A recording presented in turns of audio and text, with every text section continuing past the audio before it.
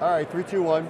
Welcome back to our continuing coverage from Super Bowl 60 Radio Row with Super Bowl champion Michael Brockers. Good to see you. How are you? Man, I'm doing well. Well. How are you?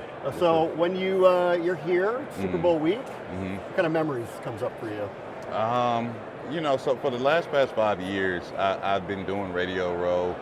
As you know, I'm bringing my podcast here. This year, I decided not to do it just because I knew the frenzy it was going to be.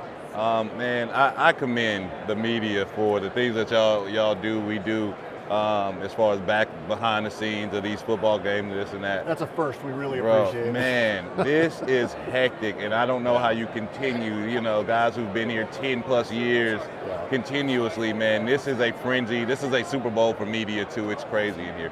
Yeah, it's a real job.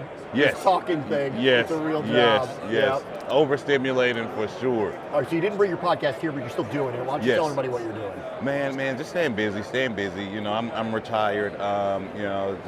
Being an entrepreneur. I have a restaurant in Houston called Quad Houston, that's what I'm doing right now. Being CEO of it. I do real estate on the side as well.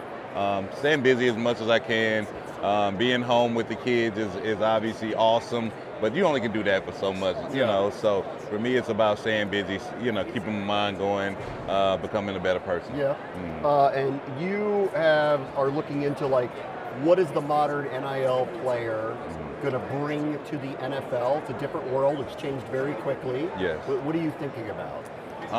Man, you really have to be decisive at who you're picking now as a team, as an organization, because a lot of the guys coming in are somewhat entitled, you know, with the NIL giving you so much money, you know, you get to pick and choose, they get to, you know, flop around. If they don't like a situation, they move or they transfer.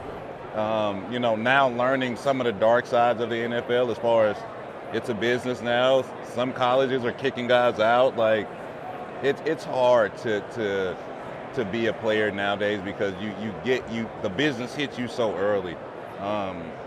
When you realize that in the NFL, it's a little late. It's almost like, you know, your 4th year, 5th year in, you start to realize how much of a business this is. Now with the NIL space, these guys are pretty much in the same predicament, you know, with them, you know, pretty much being a production-based business and what have you done for me lately for these teams. So it's tough for guys to come in here and really be productive as they can. Yeah, they're not really under contracts with these schools, so there's a lot of movement going on. Right. When they show up to the NFL, they're going to be under a contract, but I wonder if they think about it differently because they've moved around so much. Right.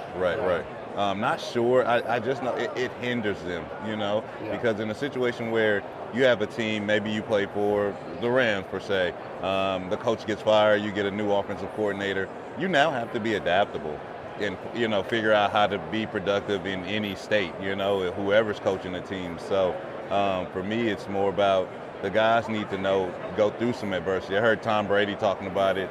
You know, now guys don't go through enough adversity to really, build that character in you to prepare you for the NFL. So that's kind of how I see it. You know, I don't think the guys are mentally prepared to handle adversity as they should. So we're a few days away from the Super Bowl.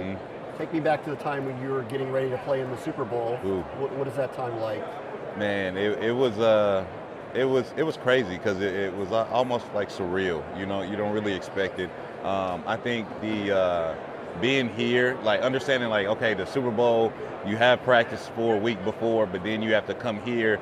I just think the media attention of this week is crazy. Like I told you, like it's a media frenzy, and you start to really realize how big the NFL is, like how far of a reach the NFL touches when you play in this big game, and you start to hear people from Brazil and people from all over the world trying to get media attraction from this game. Yep. All right, who you got, Seattle or New England? Who do you like? Seattle or New England? It's tough, man, because obviously you see me with my Rams hat on, you know, a division rival. You know, am I really going to pull for a division rival? You don't have to pull for them.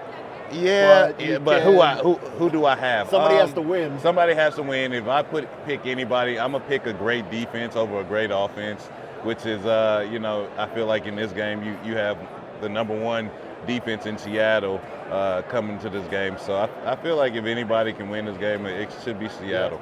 Michael, it's a pleasure seeing you. Thank you so Man, much. thank you for having me.